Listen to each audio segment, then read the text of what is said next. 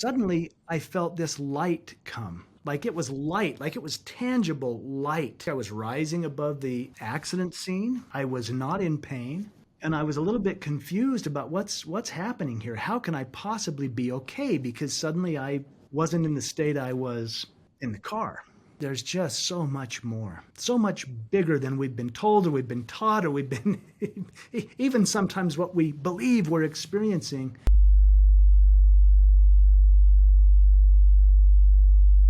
I came across your story and I was just literally blown away by what you experienced. I think, with a lot of people, when we talk about near death experiences, it's unfortunate because there's an element of it's wooey sounding, right? Yeah. It's a very you're either into that kind of stuff or you're not. But we forget about Right. the fact that we have science actually studying this. There's entire fields of study going into this now, and there's real stuff going on. And people think that carnivore is wooey, which we'll talk about, right? People think that, not drinking alcohol is extreme, let's say. Yeah. And those are topics I talk about on here all the time, amongst other things. My mom just passed away 4 months ago, and that was a really interesting experience for me in a lot of different ways. But I came across near-death experiences, these stories, a month ago or so. And it was really the first time I kind of dove into it. I think for I guess kicking us off, I'd love to more or less hear your near-death experience and just what happened, maybe from the beginning when, you were with your wife at the time and what she was doing and getting in the car and all that stuff, so we can hear it from beginning to end, I suppose. Okay, that's awesome, and thank you. It's such a privilege to be on your show and to have this open conversation. But yeah, I'll go back, and I think it's important to realize we're actually coming up on the 26th year anniversary of the accident. Right. So 26 years, and I couldn't speak of this for 10. It was too painful, it was too personal, it was too emotional. I had only spoken to a handful of people. My story is pretty simple. I mean, I'm a pretty simple guy. I grew up on a little family farm. I played Division I football, which was kind of cool. But that was kind of, went to college, got married, had children. And I think it's important to point out, I'm not a doctor, or do I have a fancy PhD after my name. I'm a guy who fell in love, got married, had children, and worked very hard to be the provider and the protector and all those things that in my tradition of growing up a man was meant to be, right? On the day of the accident, and I had been married for 10 years, we had 2 beautiful sons, and it was actually the Monday after Easter. And we'd been in southern Utah. We'd driven from northern Utah to southern Utah, where we live, to visit my wife's parents. It was a family road trip.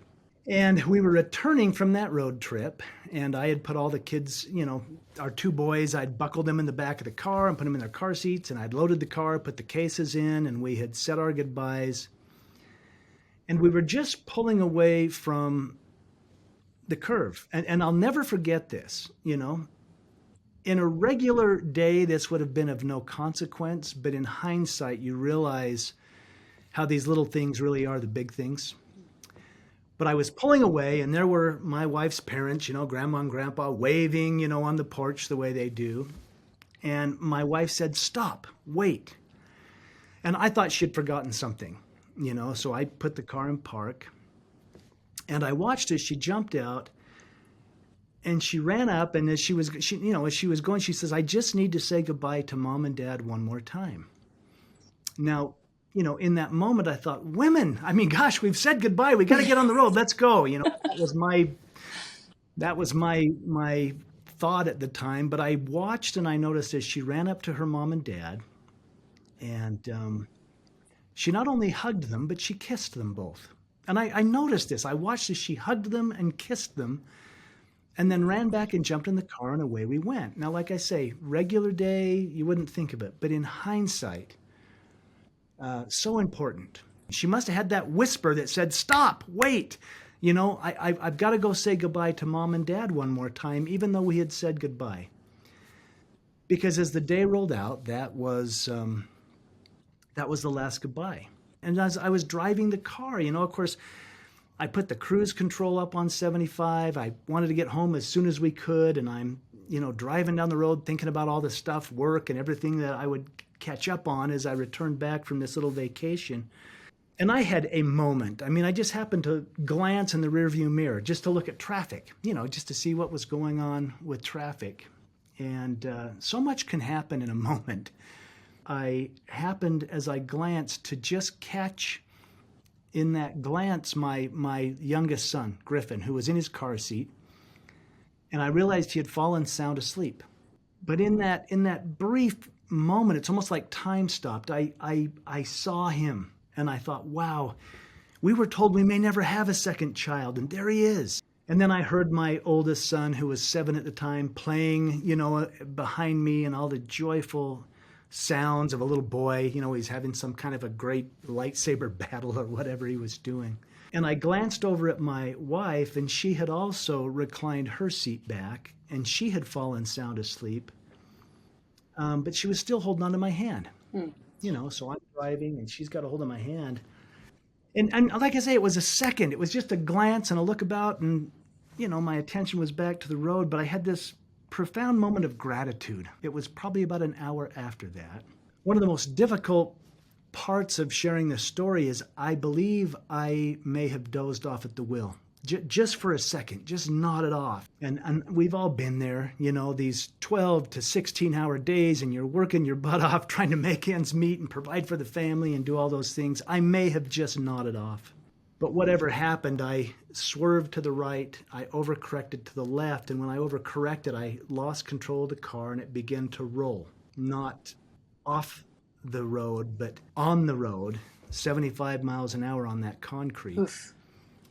And it was a horrific automobile accident. I blacked out for most of that, as the car was rolling. But when the car came to a stop, I was completely conscious. In fact, the first thing I heard was my oldest son, Spencer, 7 years old, in the back seat, crying hysterically. And as a father, it's like, I got to get to my boy. I've got to get to my son. But that's when I realized I could not move. I was pinned. Either to the floorboard or the seat, I couldn't tell. There was the rancid smell of gasoline, the broken glass. I was completely unaware of my injuries. I knew I was in pain, I knew I was struggling to breathe, and I knew I was losing consciousness. That feeling where I'm gonna faint, I'm gonna pass out. But I was unaware of what had actually happened. Both of my legs had been crushed. My left leg was eventually amputated above the knee. My back had been damaged, my rib cage had been damaged, my lungs were collapsing, my right arm had almost been completely torn off, and then the seatbelt had cut through and ruptured all my intestines. But I was unaware of that. All I knew is my son's crying, I've got to get to my son. That's when I realized that no one else was crying. I was very aware at the scene of the accident that my wife and my youngest son were gone. They were killed instantly in the accident. And I knew that. I knew that. And I'm struggling to stay conscious. I'm trying to comfort my oldest son, who I can hear crying hysterically. And that was probably that's the darkest hell I think anyone could ever be in. I've crashed the car. Half the family's gone, and I was driving the car. The intense, it's like, what happened? Can I get those 3 seconds back? And that's when I suppose the near-death experience began to unfold. I attempted to comfort my 7-year-old son. I was able to eke out, and he still remembers this. I told him, I said, it's going to be okay. Now, he held on to that. In my mind, I thought, oh, that's such a lie. It's not okay. This is not okay. But as I was saying that, and I passed out, if you will, suddenly I felt this light come. Like it was light, like it was tangible light. It seemed to surround me, seemed to comfort me. Suddenly I could breathe. It felt like I was rising above the accident scene. I was not in pain. And I was a little bit confused about what's happening here. How can I possibly be okay? Because suddenly I wasn't in the state I was in the car. And the interesting thing is, as I'm in this bubble of light, if you will, suddenly my wife, who I know is deceased at the accident, she's there with me. And yet she was gorgeous. I won't go into the gruesome details of the crash and why I knew they were both gone and how that all was, but suddenly here she was with me, and she was alive and vibrant and gorgeous and very much alive. And she was communicating with me. She kept saying, Jeff, you can't stay. You got to go back. You got to go back. She was emotional about this. Like, you got to go back. You got to go back. And it seemed like I was comforting her. But we literally had this conversation about how if I stayed with her, our oldest son would be orphaned. And we literally had a conversation and made a deal, if you will, that I'd go back. I'd go back and raise our son. Boy, I learned a lot about choice. And that, I mean, here I was looking at the woman I loved more than life, and yet I knew I had a little boy that was going to be okay in the back seat of that car. And I made the choice to come back. I made a choice. That was really interesting because as I made the choice, suddenly I was moving about a hospital, a busy level 1 trauma center. And I have no concept of time in this bubble of light. I later found out that people arrived at the scene. I had to be extricated from the car. I was airlifted or life flighted to the nearest level 1 trauma center. I had no idea of any of that. I only knew that I had crashed the car. Half the family had passed. I'd said the most profound goodbye I would ever say. And then here I was moving about this hospital. And I was seeing all the doctors and the patients and the nurses and the families of the patients. But when I say I was seeing them, I'm out of the body. I wasn't even aware of what was going on. It's like, wow, I crashed the car. I had this profound goodbye. I'm going to go and raise my son. And I'm moving about the hospital. And everyone I saw, I knew them. Like I knew them perfectly. I knew their love, their hate, their motivation, their decisions, their issues, their challenges. It's as if I was them and they were me. I call it a oneness. There was a oneness. I mean, brief. I'm moving about this hospital and I pass a nurse. And in the moment of our passing, and she seemed completely unaware of me, but boy, was I aware of her. I felt as if it was part of me. I felt the abuse. I felt the abuse she had experienced as a child, the emotional, physical, and sexual abuse. And yet in that same instant, I thought, I saw her magnificence. It's like, look at her in a hospital, serving, healing, doing so much. And everyone I saw, that was it. I knew everything about them, but I saw them in this complete magnificence, this beautiful, unconditionally loving way. There was no judgment. I just saw them and thought, wow, look how magnificent they are. Until I finally came to a body or a man laying on the gurney that I didn't feel anything from, which I thought was strange. And that's when I stepped closer to take a closer look and realized, oh my gosh, that's me. Or that's my body. That wasn't me. I was having this profound, connected experience of oneness, but there was my body, and it was a mess.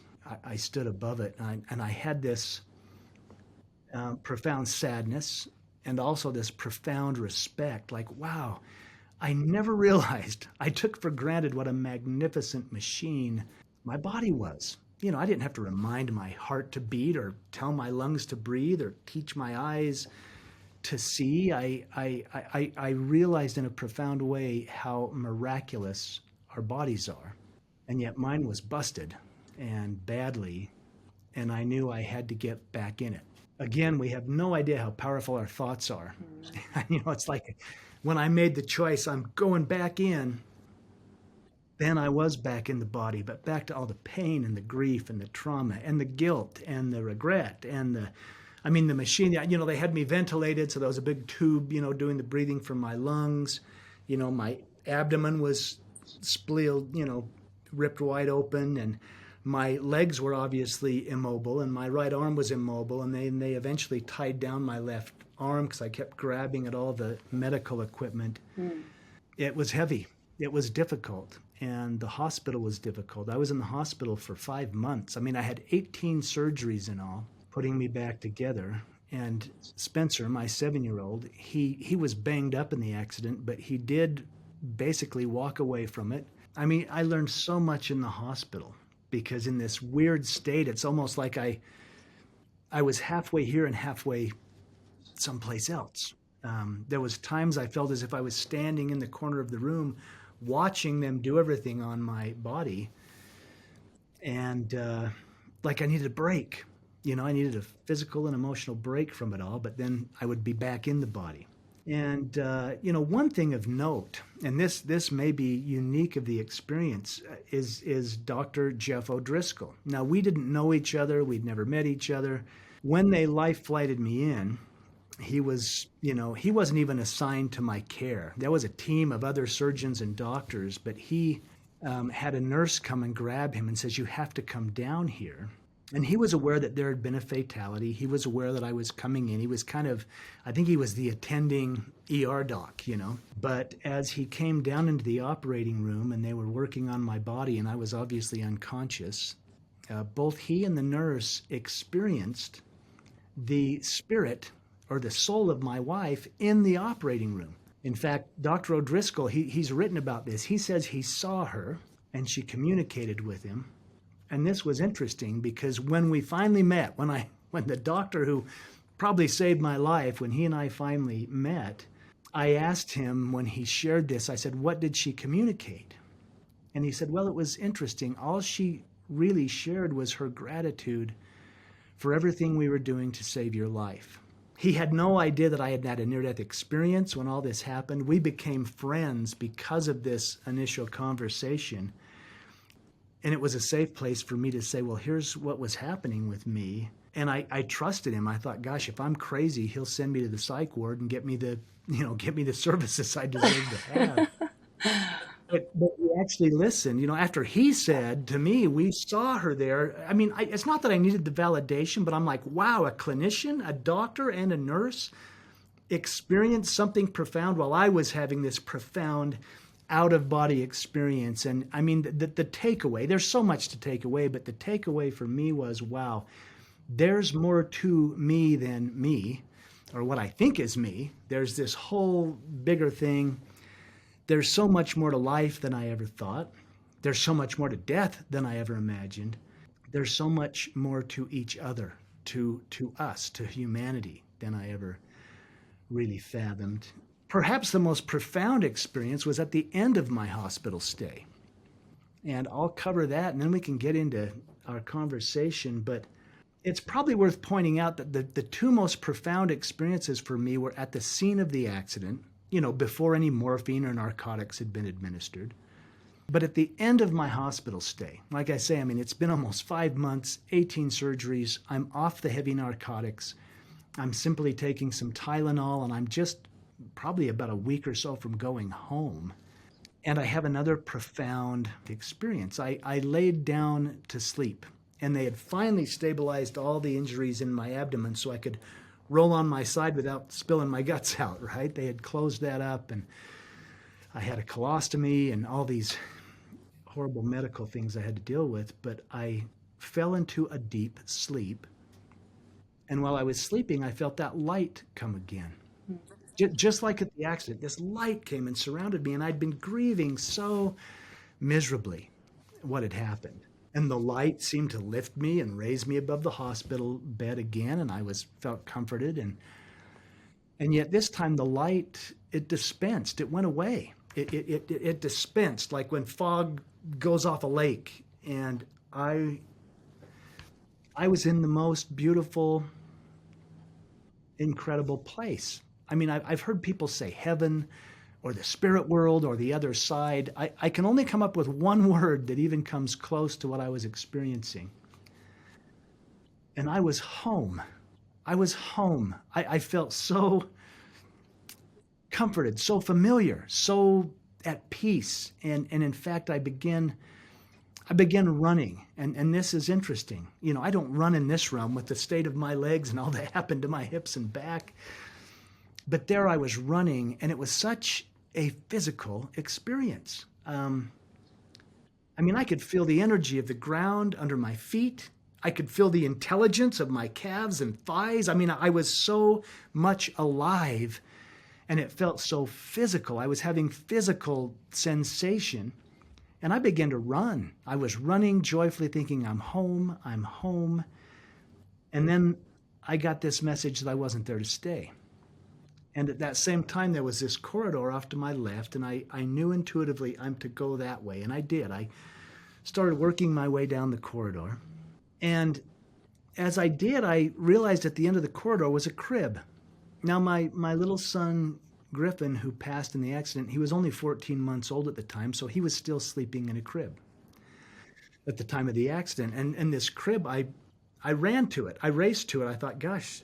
And when I got there, I looked in the crib, and there was my little boy, and he was beautiful. He was gorgeous. In fact, he was sleeping. I reached down and scooped him up. As a father, I wanted to hold him, and I did. And he was solid against me. I was blown away at how physical this felt, and I began to weep because I could feel his breath on my neck. I could feel him breathing, and I leaned over and I smelled his hair. I don't know if you've ever smelled the hair of someone you love, but it was like that. It was my boy. There's my boy. And I was standing there weeping, holding him, and I felt this intense presence coming behind me. Something so big and so powerful and so cosmic. And I had grown up, in a conservative Christian home, and I was thinking, that's God. That's God. And I began to have that guilt bubble up, thinking, my little boy's here because I crashed the car. I mean, his life was cut short because I overcorrected, and here I am crying, holding him, and this presence is coming closer and closer. And I had this thought, I hope I can be forgiven somehow for what happened. And as I had that thought, and this felt physical too, it's like these big divine arms just wrapped around and held me and my little boy. And that's when the whole lid came off. There was just this downpour of love and peace. And I mean, I had that thought, I hope I can be forgiven. And it was communicated to me, there's nothing to forgive. Everything's in divine order. And I thought, how can that be? And as I'm having this thought and this conversation, which was some verbal, but really completely nonverbal, it's like all this knowledge or comprehension was just flowing into me. But as I said, how could it be in divine order? I began to see my life, and I saw my parents' divorce. I saw the insecurities that built in me. I saw all the things I did to compensate for those insecurities. I saw even my sports. I'm like, wow, I'm just trying to prove that I'm good enough because there's this insecure little boy in there somewhere.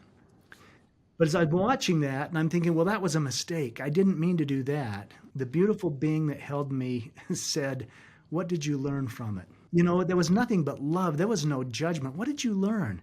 And I'm having these insights of, well, yeah, I learned that, and that. And then I'd say, yeah, but that was wrong, and I knew it was wrong, and I did it anyway. And there was so much love. This being would communicate and say, well, that's your judgment of it, but not ours. We love you. You're as precious as the little boy you hold. And it's like, yeah, my little boy, he's perfect. And I'm being told you are all that precious. Every single one of you. I mean, it was a very personal experience, but I knew it rippled out to all of humanity, every living soul. Again, I was given a choice. I was told you can be mad at God the rest of your life because this was allowed to happen. I was also told I could be mad at myself the rest of my life because I was driving the car, and that was a choice. But I was given this profound choice. And it's been controversial, but what God told me is he said, I want you to have your will. And I thought, what do you mean my will? I mean, given my upbringing, I'm like, isn't it your will be done? And this being communicated and said, my will is your will. My will has always been that you have free will. And I was given this opportunity to choose. I was told, you can give your son. You can hand him over. You can exercise your will and pass him over in trust. And then you won't have to feel like he was ripped away from you, you know? So in all that love and all that peace and all that beauty, I kissed my little boy and I handed him back. I trusted, and then I woke up or came to myself back in the hospital bed to the amputation and the, all the medical, stuff. But I had different perspective. I really got in touch with how important choice is, and also that there's just so much more, so much bigger than we've been told or we've been taught or we've been, even sometimes what we believe we're experiencing, so much more. I've heard you mention intent before. When you were in this experience, it sounds like you went like in and out of near-death experiences while you were in the hospital for 5 months. It's a long time to be in the hospital. You experienced being in that realm, whatever that is, and you're not your doctor, but a doctor who was witnessing your experience there, not necessarily caring for you, but watching you, also saw your wife at the time. And how do you put into words what she looked like and your son looked like? Was it like human? Was it light? Was it a feeling that they were there? Oh yeah. Now, and that's what I find difficult to articulate, except for me, it was such a physical experience. I mean, when I said goodbye to my wife and she's saying, you got to go back, you got to go back. I mean, there were tears, but I could taste her tears. I mean, it was so intense, and the communication was verbal, but there was nonverbal communication. But yes, she looked like her, as radiant and glorious as she'd ever looked. My little boy, when I picked him up, and this could have been a gift from the universe. I'm not pretending that he's on the other side as a toddler. I think the universe was so kind. It just knew I needed to hold my little boy, if that makes any sense. And so I think that was provided or created or allowed. I don't know, but it was my little boy. Yeah, it looked like him. It smelled like him. I knew it was him. And they were very human in my experience. And I was still me, but I seemed to be connected to all there is, including them and including what I call God. If something like this has never happened to you, it's so far out there sounding that it's hard to grasp. So I mentioned my mom passed away 4 months ago. And a lot of the reason I actually talk about the things I talk about is because I learned a lot through watching a lot of people's lives, my own life, my own huge mistakes that I've made, but also witnessing my mom's life. And, my mom was hands down my person, my best friend. You would have absolutely adored her. You guys would have talked for hours. And she was just an amazing person. And everybody knew that and knows that. And so for me to watch her life in the end, not her potential not be reached was very challenging for me. She passed away from, I don't talk about it much on here because I don't want to exploit her, but the reality is she did pass from, lifestyle choices. It was heart disease, runs in the family, but also alcoholism. And right. It's so fascinating because, so she passed 4 months ago. She was very close with my aunt and they were best friends. Like they talked every single day. They looked like twins too. Best friends, talked multiple times a day. Well, long story short, one of my cousins, had a dream a couple weeks ago. And the dream was, in her world, she explained it to me, more real than reality. The realest feeling you could have. Like in the dream, she was talking to my grandma. And weirdly enough, my grandma happened to be playing with my mom's dog, who happened to die the same day that my mom died. Really weird stuff. So this dog is in the dream, my mom's dog, with my grandma. And my cousin who is having this dream is having this vivid conversation with my grandma. And she wakes up and she tells my aunt, who was the one that was my mom's best friend, tells her this. And my aunt is like, man, I wish I could talk to, Kathy, my mom's name. I wish I could talk to her. I miss her so much. Well, it happens that a couple nights later, unfortunately, my aunt she goes into the hospital emergency. She has had really serious health issues, and of course her best friend, my mom, isn't there. Well, she goes in, and I think it was a few months ago, she was in a coma actually. So this is serious stuff, and she goes in the hospital that night. She wakes up in the morning with a missed call from my mom, a missed FaceTime call. I have my mom's phone here and it's off. And I asked my cousin this and some other people that would know this stuff. They don't distribute phone numbers all that quickly. My mom's had that same phone number since I was alive, whatever, 30 years at least. And even if they did, why would they have my aunt's cell phone number? They wouldn't. Yeah, they wouldn't. They wouldn't. And also, why would they call while she's in the ER in the middle of the night, right? It's things like that where I've heard near-death experiences actually talk about this, where someone gets a call like that, somebody else. It's like you want to believe it's a form of communication, a vibrational form of communication that's being tapped, so that someone can give someone a little, like the universe can give a little love to those that are alive, right? And I feel, I want to believe when I hear that story that maybe that was my mom sending some love to my Aunt Karen to say, I'm here, and I'm with you. And saying this out loud, it's like, again, it sounds crazy. But then you have to think about all of the things we don't know. Let's just be real. We're sitting in a sphere that's floating in the middle of space with stars. Yeah. And the thing that wakes us up is a ball of fire. And the thing that puts us to sleep is a light in the sky that's another sphere, and that controls waves.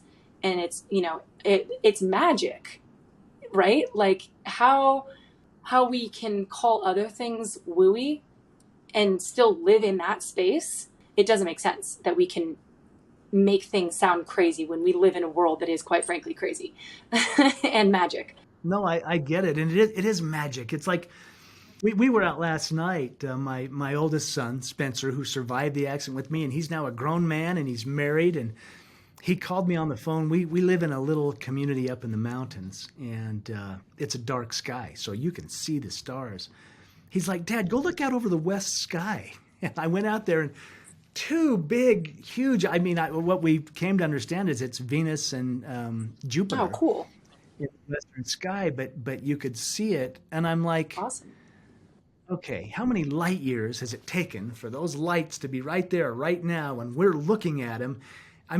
Gosh, I don't have to look very hard for miracles. I can look at the flowers growing underneath my feet and say, that's a miracle. Oh. That's a miracle. You mentioned thoughts and the power of thoughts. And this is something that I have realized in my life is so crucial to happiness, to success, whatever that may be, financial, personal, whatever, health, power of thought. And praying, you mentioned, it's funny because there's a stigma against prayer in a way. Yeah. You were religious, right? Yeah. Well, yes, I wasn't. Well, I would say I'm more spiritual than religious, but I have nothing against religion. I can see that it can be dividing, but organized religion does some pretty wonderful things in the world if you look at humanitarian relief and things like that. So I'm not anti-religion by any stretch, but my experience changed me. My beliefs, I realized were just beliefs. My faith, if you will, I realized was faith, which can be a powerful thing, but it's like all of that transformed into this crazy absolute trust. It's like suddenly I knew. And when I knew what I knew, I didn't have to rely on beliefs. And what I knew was love. I felt unconditional love, not only for me, but for all of humanity. And it changed me. When you say trust, is it trust in that what you want will come about? Is it trust that love, like that, we're in hard times, and when you're in hard times, what are you trusting? Trusting what? Trusting who? Trust. That's a great question. Trust that whatever I'm experiencing is for my highest good. and that somewhere in some crazy cosmic realm, I actually took part in creating it. This was the crazy thing when I'm in the arms of the divine and I'm looking at my life and I'm asking why. I had this incredible insight because you wanted it. I'm like, even the wreck, I would never wish that on anybody.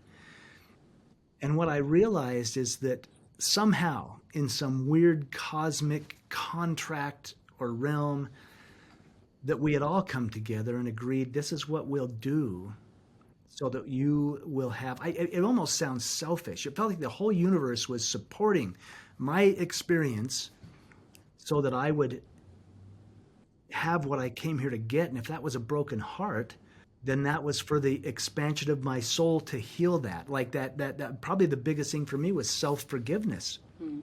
You know, Yeah. how do I forgive? And I forgive really easily, but I'm really hard on myself. And I think the universe knew that. They held me in that. And yet that was my experience, is that I had created my life and that I was so loved, the entire universe supported my life. And that the people in my life, even if it was Tamara and Griffin that passed in the accident, they loved me enough to do that so that I would have what I came here to experience. Now that probably sounds crazy, but that was some of the insight that was coming. It's like, you mean I created it and the entire universe just loved me enough to support it? Mm. And yet in the same breath, I realized, well, their death isn't the end. I'm holding my little boy. He's fine. I'm out of my body and I'm incredibly fine. And I had a conversation with my wife. I mean, I know it does. It sounds crazy if you haven't experienced something like that. This is why I didn't talk about it for so long. Yeah, it was like I 10 didn't want years, people. right? Yeah, I mean, I talked in very private circles, but I never, I mean, in fact, I would have never written a book or gone public with this. And that's a whole nother story. But yeah, I was sharing with a group that was grieving. I mean, some of them were in late stage cancer. Some of them, had had loved ones pass. There was even a group of teenagers in there, a bunch of goth teenagers that were just infatuated with death, and I had been not coerced, but I had been asked to come and speak about my experience, and I reluctantly did it. And yeah, there was a guy that owned a publishing company in the audience that came up and said, "You're going to write a book," and I said, "No, I'm not. I don't even talk about this stuff." And anyway, I mean, call it spirit, call it intuition, whatever you want to put on it. I actually went back to the scene of the accident Mm. because that guy that said you're going to write a book, he got my contact information. There was a book contract in my email that Monday morning, you know, and I really had to stretch a little bit on that. Um, I went back to the scene of the accident, and there was a bunch of things. Number one, I didn't want people to think I was crazy in sharing this. I didn't want people to think that I thought I was special in any way. It was very painful to talk about, and I'm now able to get through it. I used to just cry a lot. But then also, if like, gosh, if I write a book, what if somebody buys the book? I mean, could I really collect a royalty check based on the catastrophe that took half the family and I was driving the car? That was a big barrier for me. And anyway, as I sat there at the accident scene with the question, and like I say, I'm call it prayer, call it meditation. I used to say prayers. Now I just shut my mouth and listen. Mm. And that's what just like and I call it the voice that speaks to your heart, but I can quote what I was told. I was told, share your experience and others will heal. Hmm. And so suddenly it wasn't about me. It was about healing. And this was like 10 years after the fact. Yeah, so I reluctantly wrote this book figuring my mother would buy a copy. It didn't matter. Mom will buy a copy. I was not going to do anything. But yeah, gosh, I think it hit number 3 on Amazon in the category in the first 10 days of its release. And all of Wow. a sudden there was all these requests to talk about it and to make appearances. And that was really a soul stretching thing too, because early on I'd just stand up there and cry. I didn't know how to even articulate what had Oh, happened, let alone talk about it we openly, you know? impossibly hard. So that would be impossibly hard to even get on stage to talk about something like that, especially because of all the mixed feelings that come with it and the weird feelings and maybe a sense of uh, all of that. Sometimes I wonder what intuition actually feels like because I'm getting better at it. I'm noticing I'm getting better at listening to it. I think you've mentioned before that it's like a whisper. What do you think Mhm. intuition feels like versus fear versus anxiety versus sadness? How do you think it feels? That's a great question too. For me, it feels like peace. Mm, And it also feels like I know. I know that I know. It's an inner knowing mm, for me. Because I can have a lot of ideas. I mean, I still work as a creative person. I'm paid to come up with ideas, and an idea is an idea, but intuition or inspiration is something different. It almost feels like it's bigger than I am. yes. It's more than I am. It's even in writing the book, it was like, if there's any part of it that's any good, it wasn't me. It was almost, I don't know, I wouldn't say channeled, but it's almost as if there was something bigger Yeah. that was pushing the process forward. Artists say that. They express that writing or creating music is often channeling. It's not even they're doing it, it's given to them in a sense. Yeah. When you were in the hospital in your out of body experience, speaking of channeling things and all that, like were you witnessing, watching through your eyes, your life happening around you in the physical world? Were you perceiving of it any differently than you would today? Oh, well, yeah, it felt different being out of the body because there was no barriers. I know that sounds crazy. I knew everything about everyone. Mm, And I was experiencing things when you said real, like that was reality. This is the weird, crazy, foggy mm, dream. That was real. And that was pure. And yet in my experience, there was nothing but love. I mean, even everyone I saw, and it didn't matter. It didn't matter for the heroin addict to, the saintly grandmother. It was like, wow.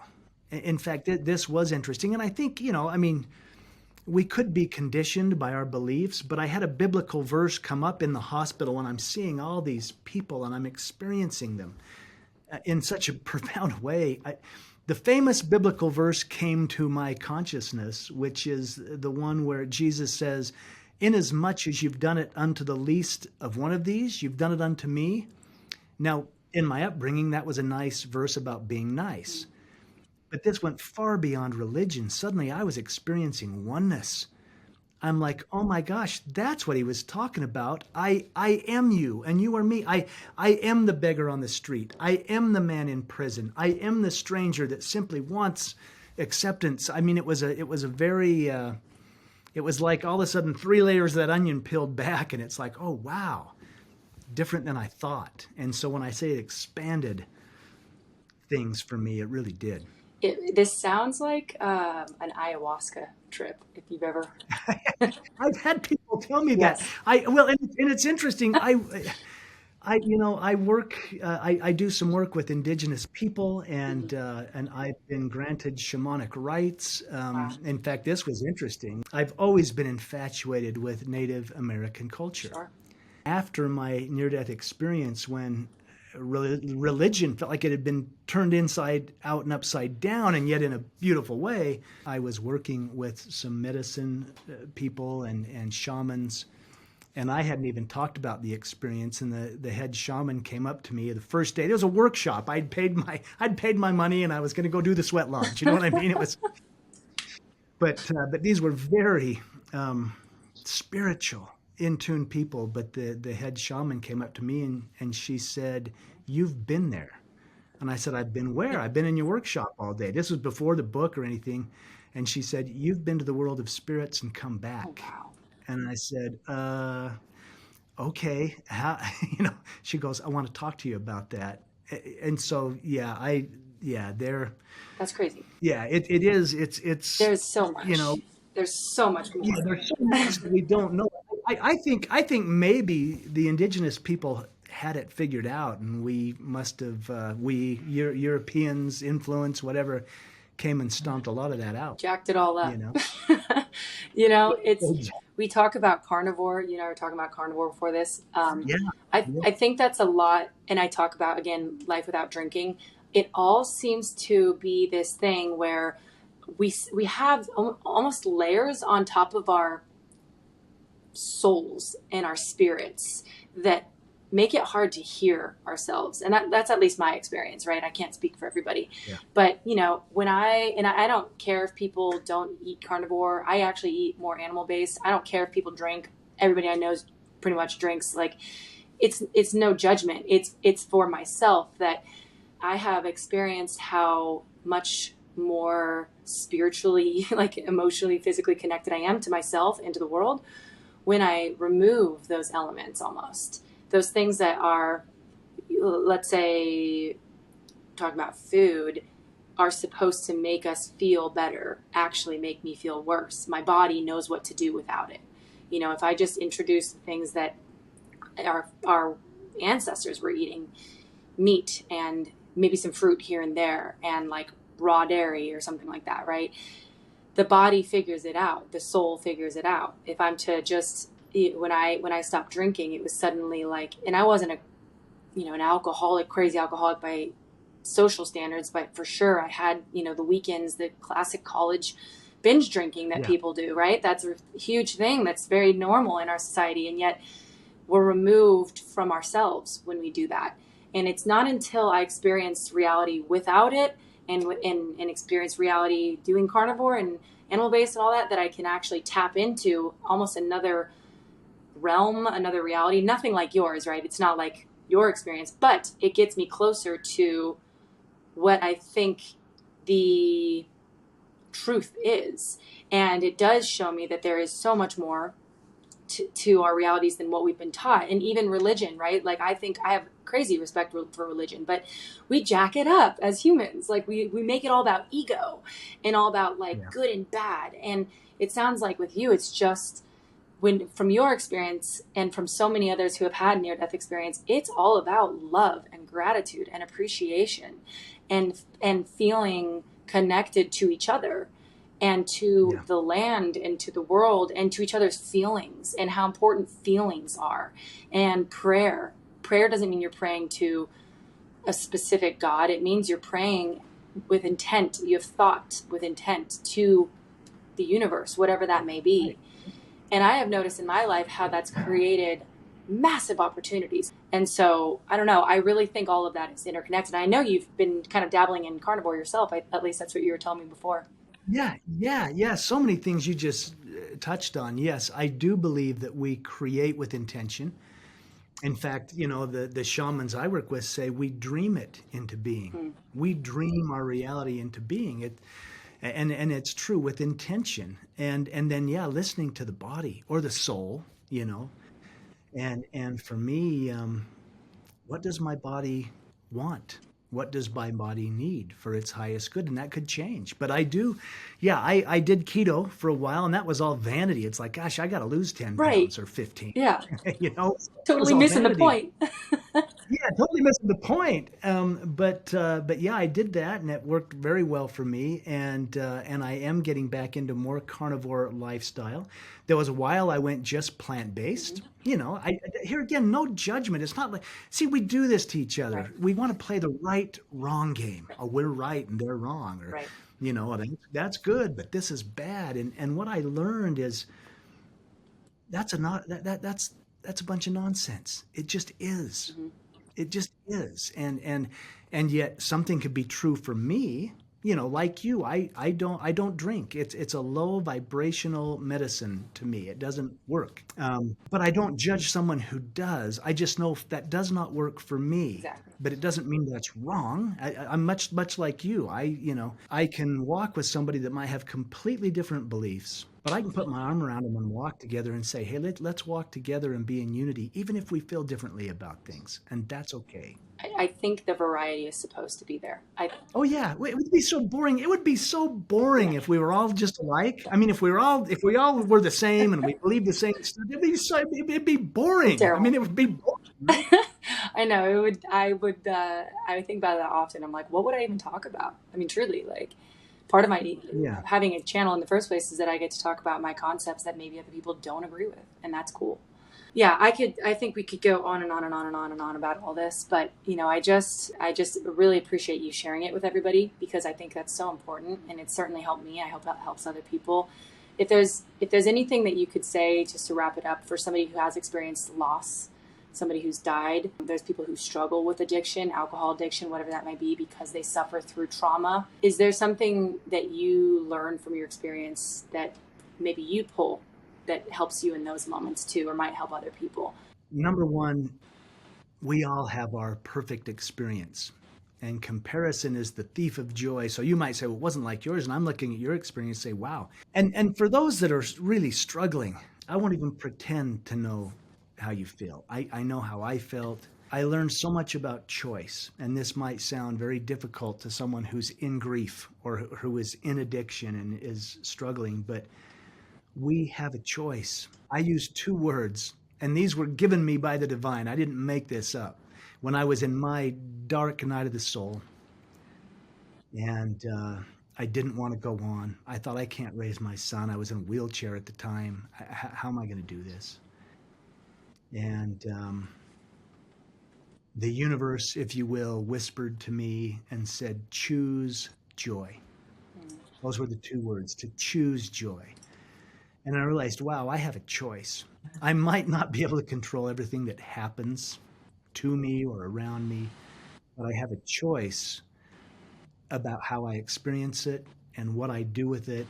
And rather than saying, why me, if I can say, what am I learning? How is my soul expanding? And how can I serve someone else by with what I'm experiencing? Then that's what got me through. Jeffrey, you're the best. Thank you. Oh, thank you. Thank you. So good to spend time with you. I appreciate Where it. can people get your book, by the way? Oh, gosh, it's on Amazon.